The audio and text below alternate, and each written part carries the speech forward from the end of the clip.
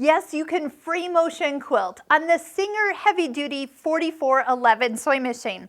You are going to need to purchase a separate low shank free motion quilting foot. Now this foot goes on a little bit different than all the other feet that we've been changing on and off this machine, and that does mean that you need the screwdriver out to take out the screw that is on the far left side. We're actually going to take out off the foot and the ankle. Now there's a special way that this foot needs to attach, which I want to show you, and you don't forget to lower the feed dogs on the back of the machine. So slide off the accessory box, reach behind the machine, there's a lever back here, and we're going to push it to the right. And you're going to hear and see the feed dogs are going to lower. Now once they get lowered, just a reminder, when you're done free motion quilting, number one, don't forget to bring them back up. And number two, when you do bring the lever back, you will find that they do not come up until you actually take a stitch. So just a little reminder on that point. I always like to say, if you're new to this, leave yourself a little sticky note, and then that way you can be reminded that those feed dogs were lowered for this particular technique, and you're not trying to sew and wonder why your fabric's not being fed through the machine.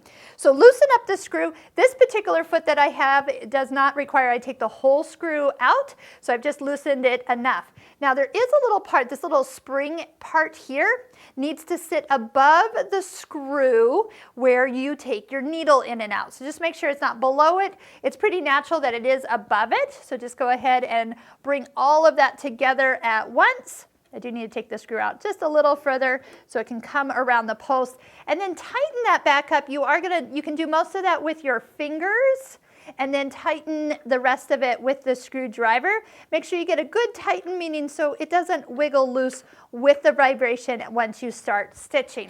Okay, so you can technically with this foot stitch with a zigzag or a straight stitch, but free motion is traditionally done with a straight stitch. Does it matter what the stitch length is? Absolutely not, because the feed dogs are lowered. I do like the needle in the center position, so make sure you set your stitch width to 0. The other thing that you do need to keep in mind is just because it doesn't look like the foot is still up, you do need to reach behind the machine and lower it down. Once you start to sew, this foot will hop, because right now it's a little firm on my fabric, but once you start sewing, it will start to work. Now there is a little trick about free motion quilting. Number one, it takes practice. We're going to work on running the speed of the machine to kind of match how fast your hands move the fabric. If you go too slow, you get lots of little tiny stitches. If you go too fast, you can get long stitches. So it just depends on that combination. So I'm just double checking my presser foot is lowered. And if you want to bring your bobbin thread up, start by holding onto the thread coming out of the needle and turn your hand wheel so it takes one full stitch. And if you give it a little tug, that's the bobbin thread. You can bring that up to the top of the machine and then hold on to both those threads when you start. And after a few stitches, I will pause and then cut those threads so they're out of my way. But the nice thing is that you don't have to worry about getting that bobbin thread out from underneath the stitching like after it gets caught. So here's what we're looking for. Okay, so that's good enough. I'm going to just slide those threads out of the foot and out of my way and clip them off. A couple little stitches in that place kind of locks them so you don't have to worry about them coming out.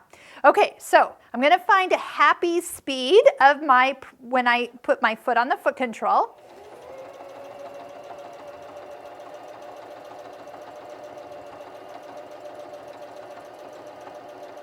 And a happy speed for how fast I move the fabric. My goal is to find a stitch length that is kind of about the same size all the way through, not long ones and not short ones. That's the part that takes a little practice. And if you get going too fast but don't move it, that's where you get those little tiny stitches. If you sew too slow and go too fast, you can see you get really big stitches. So you do have to take some time. We also are going to put some videos and some links below this YouTube video of where you can take classes online through Bluprint from free motion machine quilting experts and start to learn fun patterns, how to mark your quilts, and other things about your creating and adding wonderful stitching to your projects. But before we're done, we need to see what it looks like on the back side. So I'm going to lift up my presser foot, bring this out and clip the thread, and let's see what our tension is. Because I have this fun variegated thread in the needle, but I have a different thread in my bobbin. Now, this is usually what you will see if you haven't done anything. You'll probably see these I kind of call them like almost, they look like spider webs. All right, so remember tension. We might need to adjust our tension to get a balanced stitch. I want to be able to sew, and then when I look at both sides, I cannot tell which side was the top and which side is the bottom. Okay, so let's kind of flip this over. We can see that we need to tighten up. This thread on top needs to be tighter so it will draw into a straight line on the back side. So as I take my tension, I'm going to go up. It's normally at 4. Let's go ahead and I'm going to go to 6 just because that's probably where it's going to be. I'm not going to worry about bringing my bobbin thread up. I'm just going to go ahead and stitch because I'm really just testing that to get my tension really set to a nice amount. Okay, that should give us enough. Bring my needle up, bring my take-up lever to the highest position, and let's peek. All right, looks fine on the top. All right, getting there, so much better, but not all the way. So we're gonna need to go, I'm at 6, so I'm gonna go above 7. 7 is just a number. Don't worry that it's actually that much higher, but we are going to dial this in so it looks great. Remember, I am using 2 different weights of thread, so it is going to need adjustment no matter what.